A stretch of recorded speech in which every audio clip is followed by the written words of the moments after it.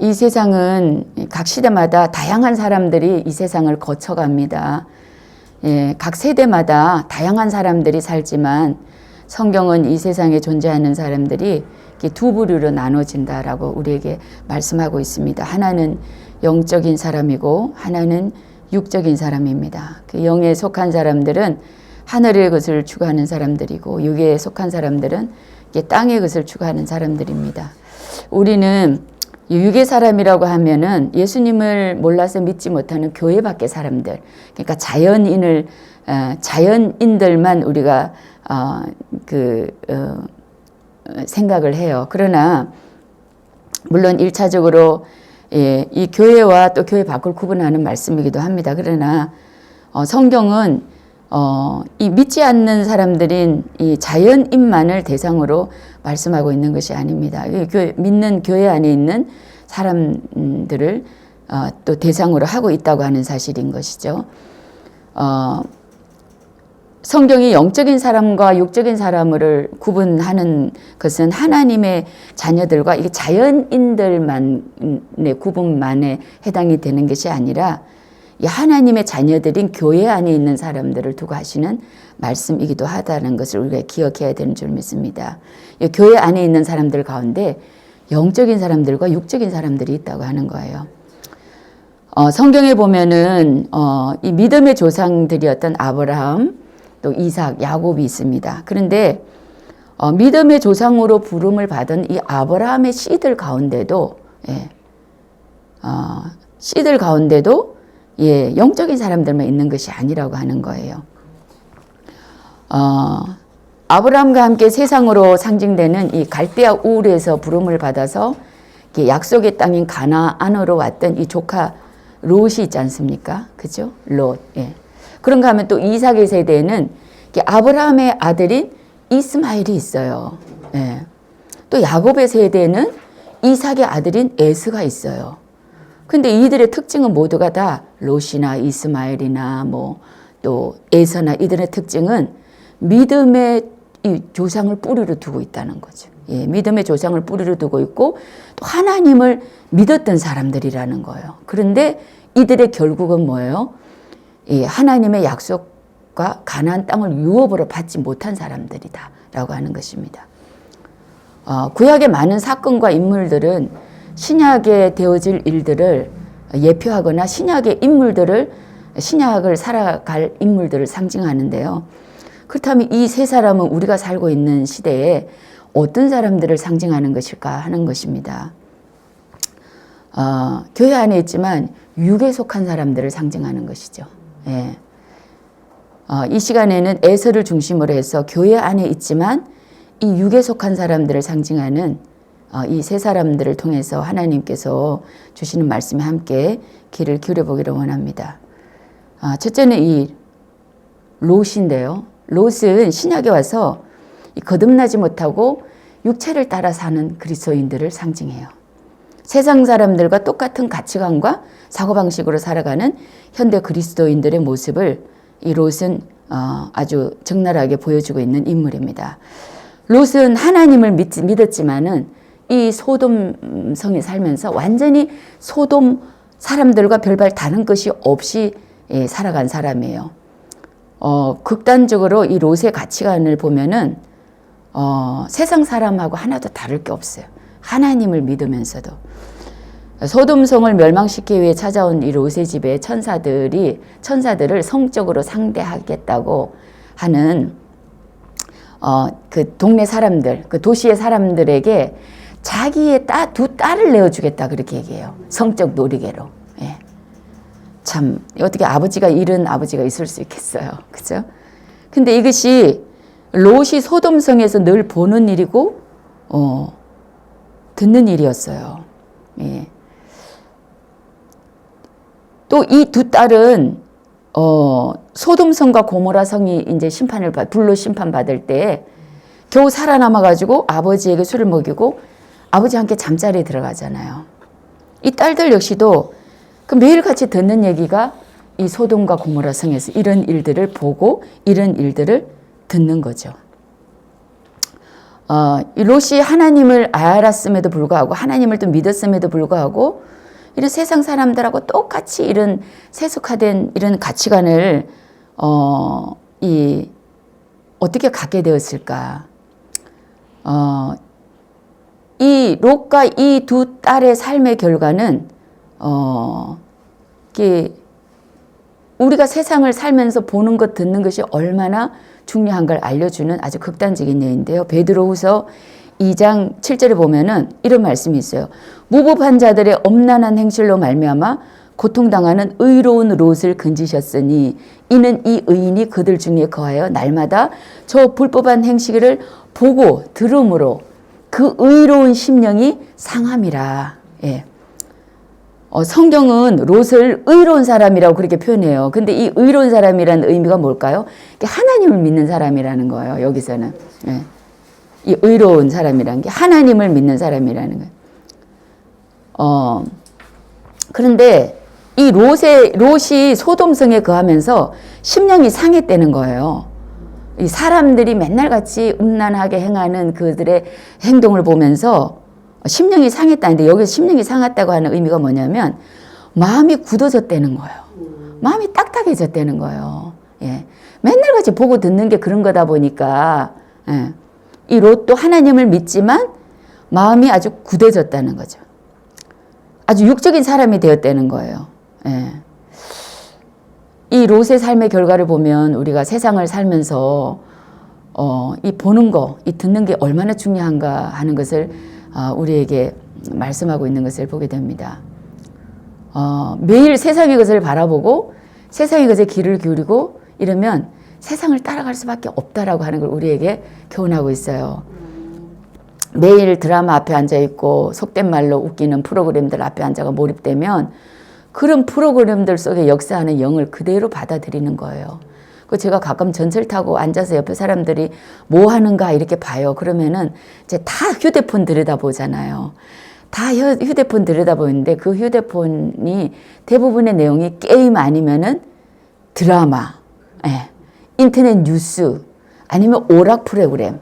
제가 일전에도 한번 말씀드렸지만 심지어 전철 안에서 포르노 보는 사람들도 있더라고요. 제가 아주 기겁을 했어요. 이게 참, 이게 보는 게, 무서운 세상이 된 거예요. 우리가 살고 있는 세상이. 진짜 무서운 세상이에요. 이게 이제 우리가, 무엇에 영향을 받고 사는가. 이게 평소에는 사실 잘 안 드러나거든요. 예. 평소에는 그 사람이 어떤 가치관을 가지고 삶을 살고 있는가, 어떤 사고방식을 갖고 있는가 하는 게 잘 드러나지 않아요. 그러나, 드러나는 순간이 있어요. 뭔가 결정할 때. 어떤 특별한 상황과 사건이 주어질 때. 그럴 때 그 사람이 어떤 가치관을 갖고 있는지 또 어떤 사고방식을 갖고 있는지 하는 게 드러나거든요. 그 예수를 믿는 거하고 가치관이 변하고 사고방식이 변하는 거는 그건 완전히 다른 차원인 거예요. 예수님을 단순히 구원자로 믿는 것하고 예수님을 구원자일 뿐만 아니라 나의 왕 되시고 주님이 나의 주인 되시고는 완전히 다른 차원인 거죠. 그죠? 예. 가치관이 변하고 사고방식이 바뀌는 거는 예수님이 우리 주인 될 때만 가능한 거예요. 그러니까 단순히 그 예수님을 구원자로 나의 메시아로 믿는 거 그거 가지고는 절대로 우리의 가치관이 변하고 사고방식이 안 변해요. 예. 예수님이 우리의 주인이 될 때만 가능하다라고 하는 것입니다. 그래서 우리가 예수님을 주인으로 모시고 사는 사람을 볼 때 우리는 그 사람을 영적인 사람이라고 부르는 거예요. 예, 저 여러분은 모두 영적인 사람이 되기를 소원합니다. 아멘. 두 번째는요, 이스마엘인데요. 약속과 유업을 받지 못한 또 한 사람이 이스마엘이에요. 이스마엘은 이 현대 어떤 그리스도인을 상징하냐면 교회 안에 있지만 전통적이고 형식적인 종교 생활을 하는 그리스도인들을 상징해요. 디모데후서 3장 5절에 보면은 사도 바울이 말씀하는 경건의 모양은 있지만 경건의 능력은 부인하는 사람들을 예표합니다. 갈라디아 4장에서 보면은 사도 바울이 아브라함에게 두 아들이 있는데 라고 하면서 말씀하는데요. 하나는 여종에게서 또 하나는 자유 있는 여자에게서 났다라고 말씀합니다. 그러니까 이스마엘하고 이삭을 얘기하고 있는 거죠. 여종은 육체를 따라서 낳고 이 여종은 신의 산으로부터 종을 낳은 자니 신의 산이 어디인가요? 율법을 받은 장소잖아요. 신의 산으로부터 종을 낳은 자니 하갈이라고 말씀합니다. 그래서 이 하갈이 상징하는 것은 율법이에요. 율법. 네, 종교적인 거.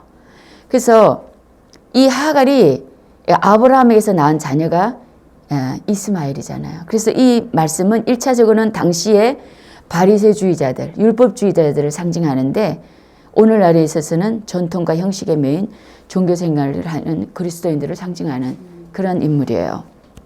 우리의 신앙의 본질은 무엇일까요? 예수 그리스도와의 관계입니다. 주님과 우리와 관계예요. 이게 신앙의 본질이에요. 주님과 우리가 관계 맺는 것이죠. 마태복음 그러면 주님과 우리와 이 관계라고 하는 게 뭘까요? 마태복음 22장 36절에 보면은 한 율법사가 예수님께 나와서 질문해요. 율법에서 어느 계명이 가장 큽니까? 그러니까 예수님께서 네 마음을 다하고 목숨을 다하고 힘을 다해 주 너의 하나님을 사랑해라.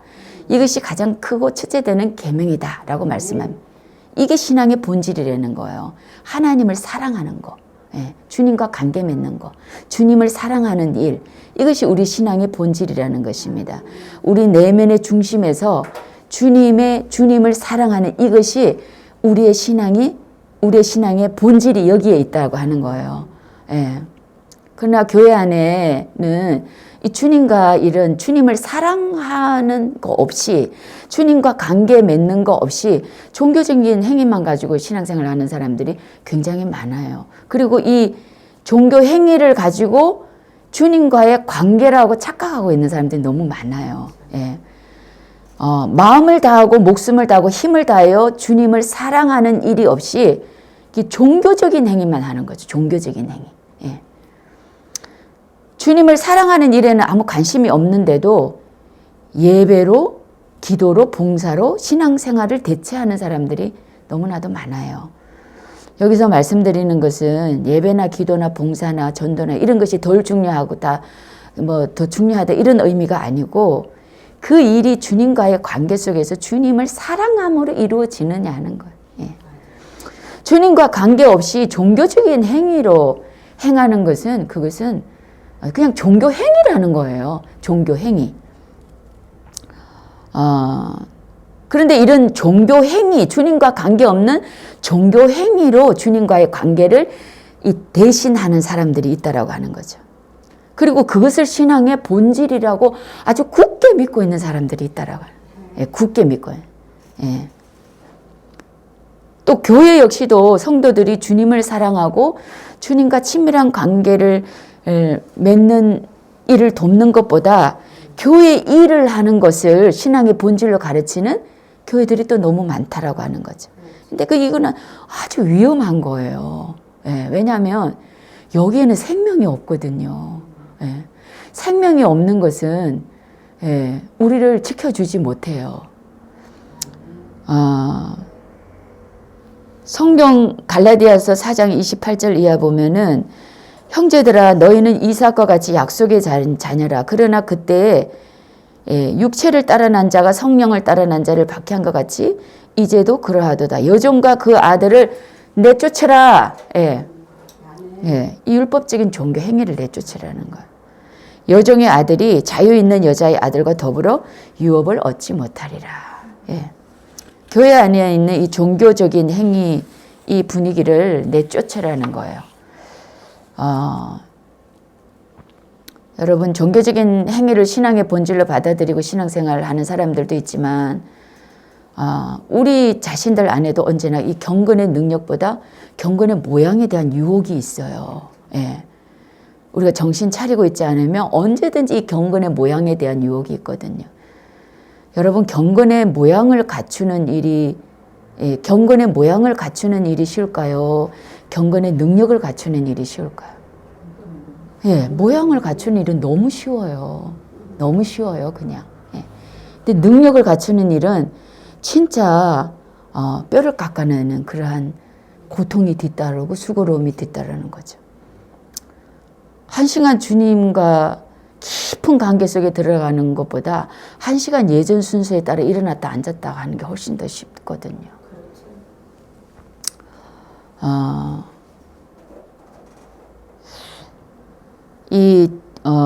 사도 바울이 기독교에 이제 교리를 세운 분이시잖아요. 예. 초대교회 안에는 이 종교적인 행위를 강조하는 이 율법주의자들이 사도 바울의 사역의 가장 골칫거리였어요.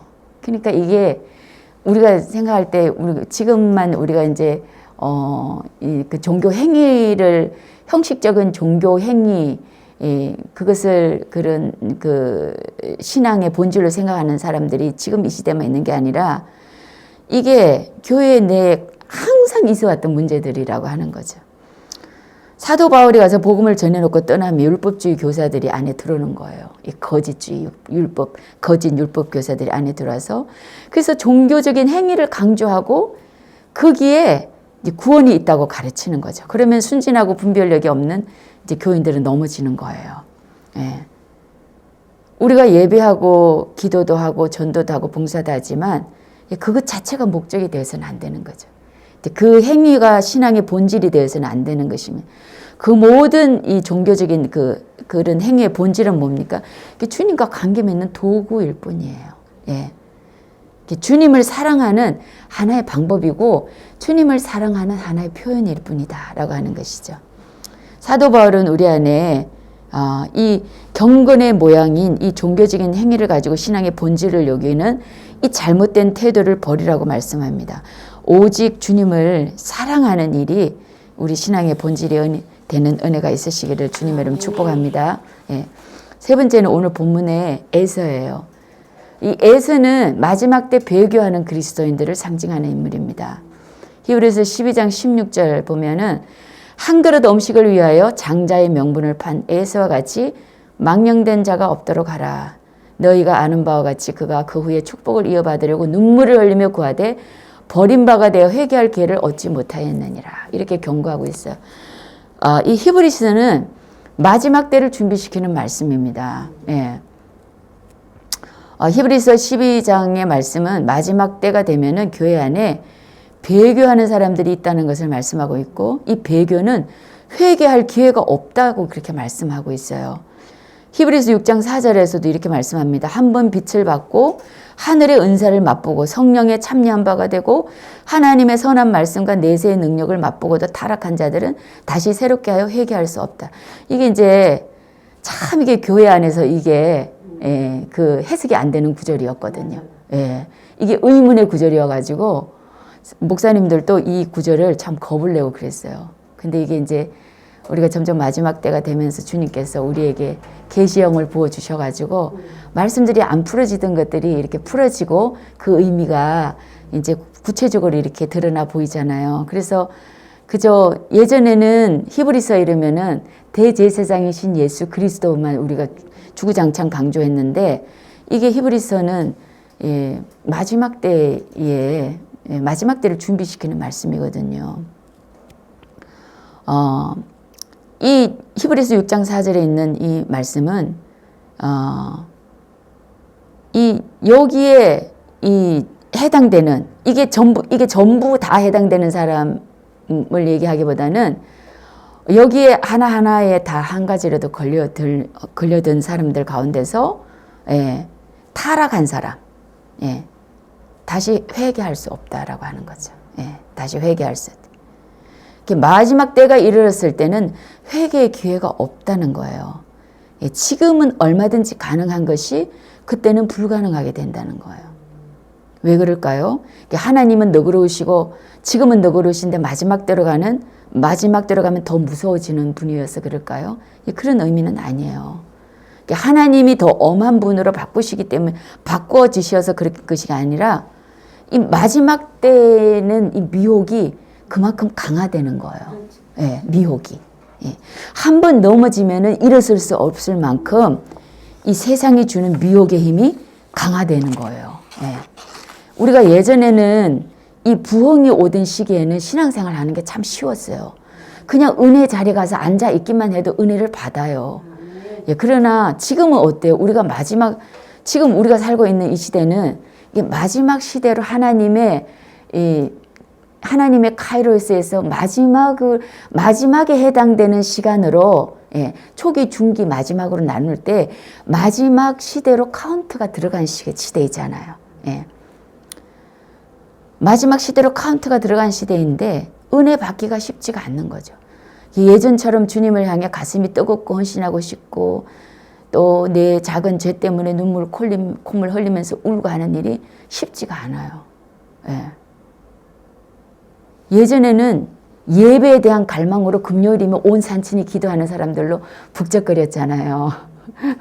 산들이 그냥 들썩들썩하고. 예. 당연히 금요일 되면은 산에 올라가는 게 그냥 당연한 거고, 기도원들마다 불을 대낮같이 불을 밝히고 집회를 하고 토요일이면 내려오고. 근데 지금은 기도원들이 다 문을 닫았어요. 몇 군데 외에는.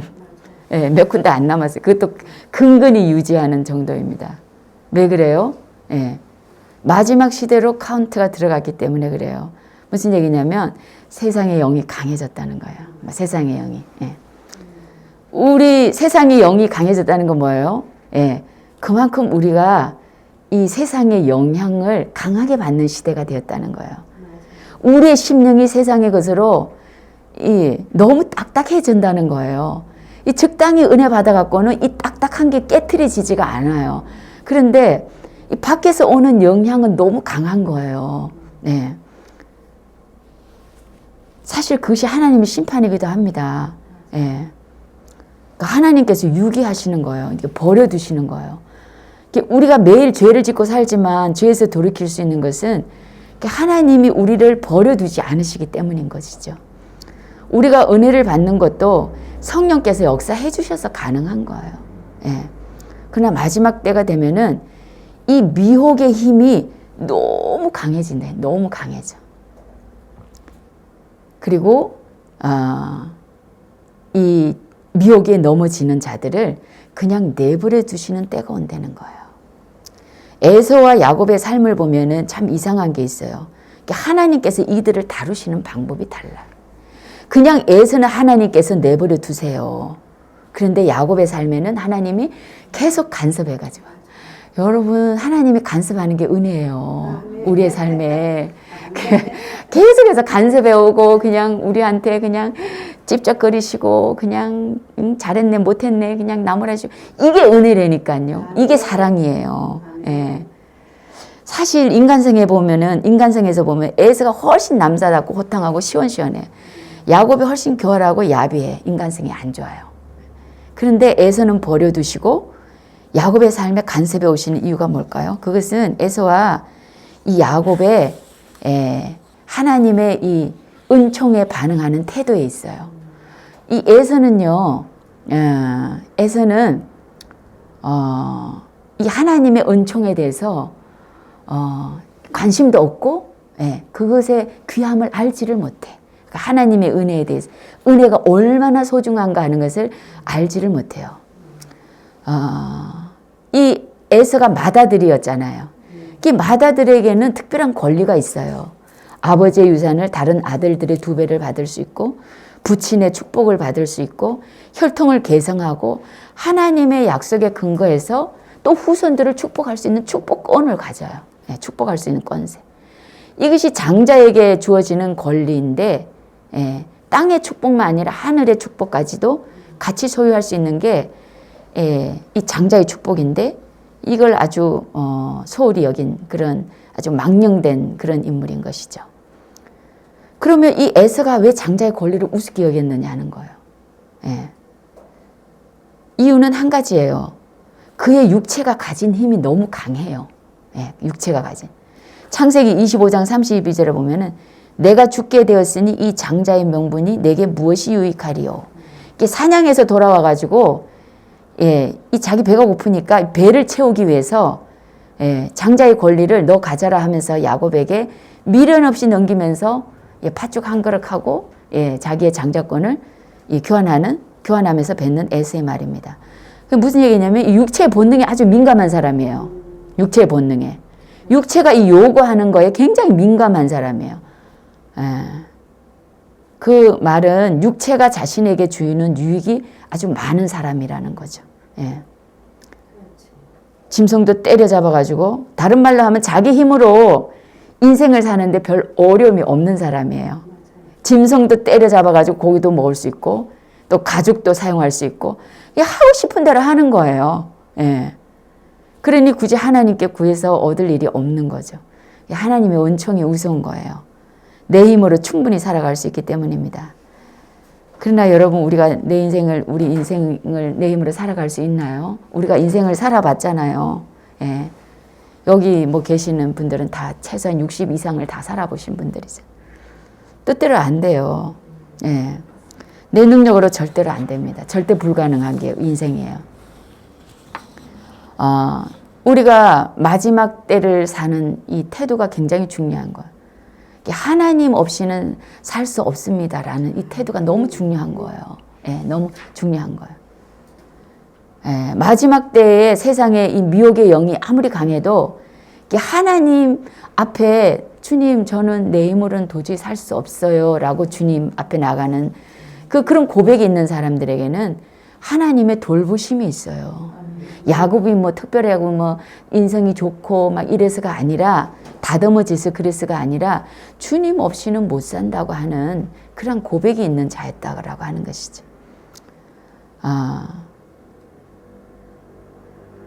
이렇게 내 힘으로 살 수 없다라고 고백하는 사람들에게는 하나님의 돌보심이 있습니다. 왜냐하면 내 힘으로 살 수 없다는 것을 알기 때문에 더 주님을 의지할 수밖에 없어요. 예. 세상의 영을 이길 수 있게 하시는 사람들이 있어요. 세상의 영을 이길 수 있게 하시는. 어떤 사람은 하나님의 은총을 귀중히 여기는 사람들. 예. 하나님의 은혜를 귀하게 여기는 사람. 하나님 관계를 귀하게 여기는 사람이에요. 예. 에세의 삶을 통해서 얻는 교훈은 하나님은 하나님의 은총을 우습게 여기거나 소홀히 여기는 사람에게는 그 사람의 삶에 관여하기를 기뻐하시지 않는다는 거예요. 에서가 그냥 살고 싶은 대로 내버려 둔다는 거예요. 에서가 살고 싶은 대로. 예, 그래 하나님의 은총의 소중함을 깨닫지 못하는 에서가 선택한 삶은 결국은 세상으로 나가는 일이에요. 결국은. 예. 그래서 오늘 본문은 결국 에서가 하나님이 주신 약속의 땅 가나안 땅을 떠나는 사건을 기록하고 있어요.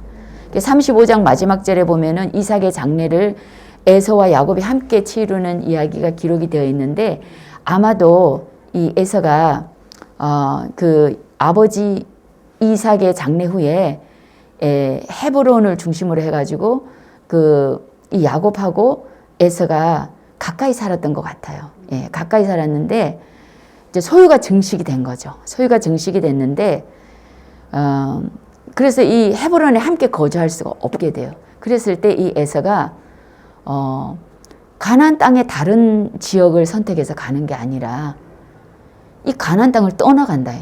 예, 가나안 땅을 아예 떠나버려. 모압 땅으로 가버린다. 오늘 본문의 내용하고 비슷한 게 있잖아요. 창세기 13장에 아브라함과 롯의 이야기잖아요.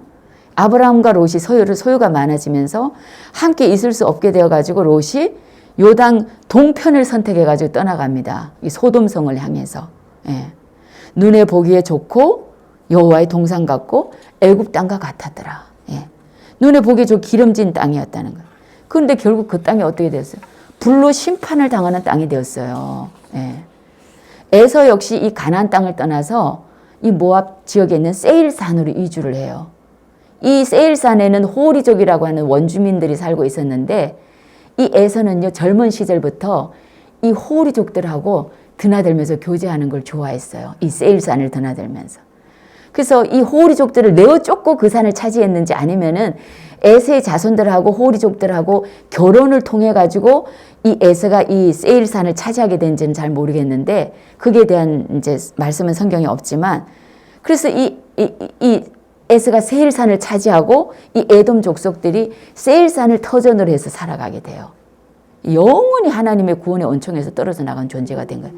자기 스스로 약속의 땅을 떠나버렸으니까. 예. 이 에서의 문제가 뭐냐면 이 구원의 은총에 대한 지식이 없었다는 거죠. 히브리서 12장 23절에 보면은 교회를 장자들의 모임이라고 그렇게 말씀합니다. 이 구원의 은총을 받은 사람들이라는 거죠. 예. 장자들의 모임. 그 에서는 장자였지만 이 장자의 이 하나님의 장자, 이 구원의 은총에 대한 아무런 지식이 없는 그런 무지한, 영적으로 무지한 사람이었던 거죠. 그래서 자신의 배의 허기를 채우기 위해서 이 죽 한 그릇에 이 자기의 이 구원의 은총을 팔아버리는 이런 망령된 어리석음을 범하다가 결국에는 이 사람의 종말이 뭐예요? 예, 약속의 땅을 떠나는 자기 스스로 자멸의 길로 들어간 그런 인생을 선택한 사람인 거죠. 오늘도 마찬가지입니다. 하나님께 주신 이 구원의 은총의 가치를 이해하지 못할 때 세상을 이길 수가 없어요. 힘든 상황이 주어지고 선택의 기로에 서게 될 때, 선택의 기로에 서게 될 때, 힘든 상황이 주어지고 핍박이 올 때, 예, 쉽게 이 구원의 은총을 버릴 수밖에 없게 되는 것입니다. 계시록 13장 17절에 보면 마지막 때가 되면 매매할 수 없는 시대가 온다, 이런 말씀이 있어요. 예. 매매할 수 없는 상황이 어떤 것인지는 우린 정확히는 알 수 없어요. 추측해 볼 수 있는 거죠. 우리가 살고 있는 이 시대에는 지폐를 사용하는 것보다 지금은 카드를 선호하고 카드를 넘어서서 지금은 지문 인식, 얼굴 인식 이걸 더 선호해요. 젊은 사람들은. 은행도 인터넷에서 운영되는 은행이 있더라고요. 인터넷에서 우리 지금 우리은행, 국민은행 이런 은행 말고 인터넷 안에서만 운영되는 은행들이 있어요. 근데 이자가 훨씬 높아요. 젊은 사람들은 다 거기다 돈을 맡기는 거예요. 국가에서 예를 들어서 한 5천만 원까지는 또 보증을 해줘. 보험을 들어가지고. 저는 한 10년 안에 지폐가 지구상에서 사라지지 않을까 그런 생각도 해봅니다. 우리가 사용하는 이 돈, 지폐. 예. 지폐가 사라진다면 무언가를 사용해야 되는데 그게 그리스도인인 우리들이 받아들일 수 없는 뭐가 또 될 수도 있다라고 하는 거지. 지폐가 뭐예요? 지폐는 매매 수단이에요. 예, 물건을 사고 파는 수단인 거죠. 예. 그런데 그렇게 그 수단으로 뭔가 요구하는 그것을 우리가 받아들일 수 없는 그것이 일 수도 있게 된다라고 하는 거죠.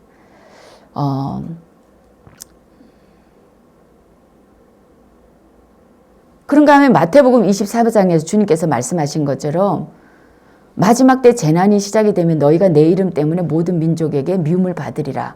이제 그 말씀처럼 그리스도인이기 때문에 우리가 어떤 불이익을 겪을 수도 있다고 하는 거죠. 물건을 사고 살 수 없는 상황에 놓이는 그런 현실을 만날 수도 있게 된다라고 하는 거예요. 예. 마음 놓고 물건을 사고 또 파고 할 수 없는 그런 권리를 박탈당하는 그러한 처지에 우리 그리스도인들이 놓일 수도 있게 된다고 하는 거죠. 어쨌든 이 마지막 시대는 이 주님을 따르는 일과 우리 육체를 위하는 일 가운데서 우선순위를 선택해야 되는 그런 시대가 될 것이다 라고 하는 걸 우리가 추측해 보게 돼요. 그런데 우리가 모든 행동은 하루아침에 만들어지는 것 아니죠. 어느 날 갑자기 오늘 그냥 내 마음대로 살다가 그날에 이르러서 그때 가가지고 그때 닥치면 나는 그렇게 선택할 거야. 이게 쉽지 않다는 거죠. 매일의 습관을 통해서 만들어지는 것이라고 하는 거예요.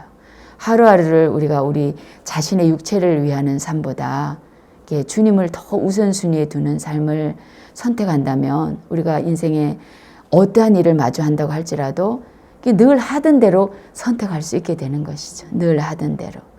늘 하던 대로 우리가 늘 주님을 우선순위에 둘 때 또 우리의 육체를 쳐서 늘 주님 앞에 굴복시키는 그런 삶을 습관화할 때 우리가 앞으로 살아가면서 어떠한 순간을 만난다고 할지라도 주님을 우선순위에 둘 수 있는 이제 그러한 저와 여러분이 될 수 있을 것입니다. 그런 저와 여러분 되시기를 주님의 이름으로 축복합니다. 기도하겠습니다.